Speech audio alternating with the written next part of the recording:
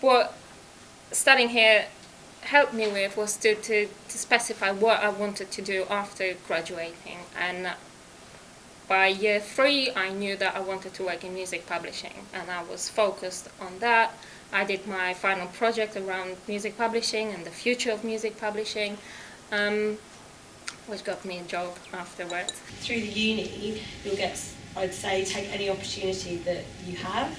So I worked for Standing and Calling, and I know that they came here, and I know a few of you have been working with that as well. And amazingly, through the course, managed to work at the Olympics. Many of our interns have gone on to be offered jobs at IMG Artists. Quite a few are now artist managers. So they've come in as interns, a job has come up as an assistant. They have then worked their way up and gone from assistant to senior assistant to then artist manager, and are now very successful in what they do. And it all started from carrying out an internship. So I started out originally ripping tickets on the door at our tents, and then eventually sort of, again, pestered and got to know everyone in the company, and slowly sort of worked my way up to being sort of front of house manager, box office manager, and then sort of doing the odd bit of temporary work in the office until eventually they gave me a full-time job. So that's kind of my route into Underbelly. One thing I would say to a lot of you, people say, I don't know, you probably experience people saying, master one thing, master one thing. Well, that never worked for me, because I was always interested in so many different fields. I wanted to know how that worked, how this side worked, how that side worked, so that whenever I'm organising something, I can wear the hat of whoever's sitting in whichever position, or whoever's operating anything, and that way I'm able to communicate what I want to them very clearly, because I've quite literally done it. So that was my approach, and that might not work for everyone. But have an end point of where you want to be, and know where you want to go, and kind of just say, like, I want to work at Radio 1, and write that down, and then just work out all the steps towards that. I would say, if you aren't doing a student placement or internship, do one. Because it's so different, I think, now than what it was, say, 10 years ago. There were more opportunities for graduates 10 years ago than what there are now. I think the competition is just, there's so much of it. And really, when I'm looking at CVs, when people come for job interviews, yeah, it's great seeing that they have a good degree, but actually I look at the experience they have. So when we're looking to recruit assistants, I look primarily at their job experiences.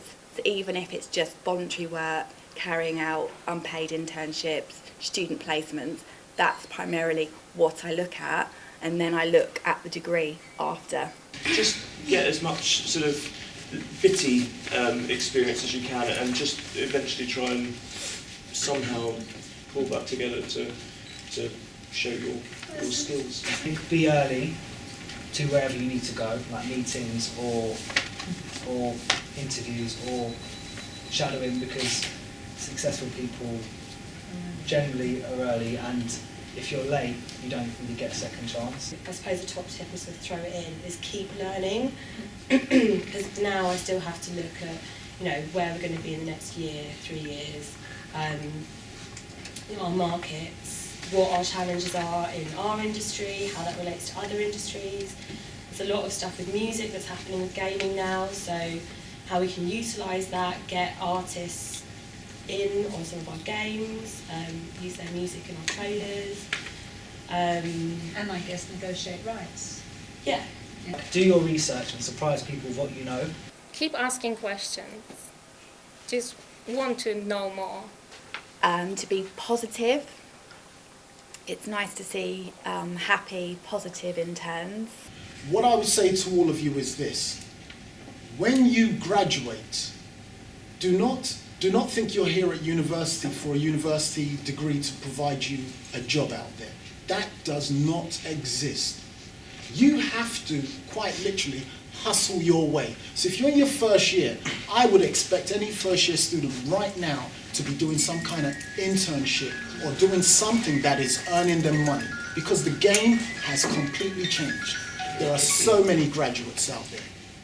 And most of us here, as much as we would look at your qualification, and some of us who do have those qualifications, great. What can you do? And if you don't have no unique selling points for yourself, then you need to now start grafting them. So Lynn, why do you think the creative industries are important these days? I think it's a good way of coming together, like having different cultures coming together, because it's something that everyone has in common. Music, theatre and dance and art is something that, yeah, you can find in any culture. And Sarah, why did you decide to come on this course? What was your reasoning? Well, basically, the culture is a lot more like rich in London than back in Switzerland, where there are a lot, fewer opportunities. And such a BA doesn't even exist back in Switzerland. So what advice might you give a prospective student who's considering a career in the creative industries? I would say make up your mind in terms of what you want to do, because it's such a wide term, creative industries. I mean, what industry do you want to work in? Live, radio? So decide exactly which industry you want to be in, be it music or be it fashion or whatever. And focus on that and learn about the industry as much as you can. Decide what you want to do first, which is always a good start, and then just really work hard at what you want to do and just, be passionate about it. It's all the kind of cliched things, but it's true. Like, work hard, be passionate, get to know people, build good relationships, because you'll always come back to them. Pester them politely, but it does eventually work. Also do your own work and show them how good you are. And so build up your portfolio, get things going on your own back. Build up that, and just show initiative, all the kind of things which you expect you need to do, you should be doing. So why did you choose to come on this course? I chose this course because I was always playing music as growing up. I got organised my first gig when I was 16. Nice.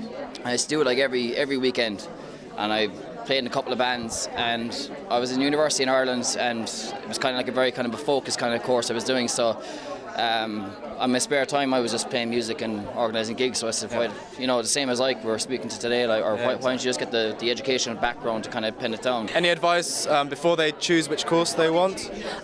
Choose with your heart. It's actually, that's sort of the most important, because you want to be able to actually do this for 3 years. You want to be able to You need to succeed with something you want to do. Yeah. It's all about passion in the end. You don't want to waste your years on an education that you don't want to work with in the future just because you thought it would be better than what you're actually interested in. Amazing, thank you. The open days are always useful, like to get to know the lecturers even before starting the course. Before you come in. So go to the open days. Yeah, go to the open days. The nice thing about this course is that it gives you a kind of a general overview. There's a lot of different things you learn about. You learn about film, TV, well, in certain, you touch on them. Film, TV, music, and you get a little bit of, just a little bit of everything in there, little bit, sort of mixes it up and a little bit of something you can get your teeth into, and then you can take it from there what you want to do with it later in life. So I think it teaches you some fantastic skills, this one.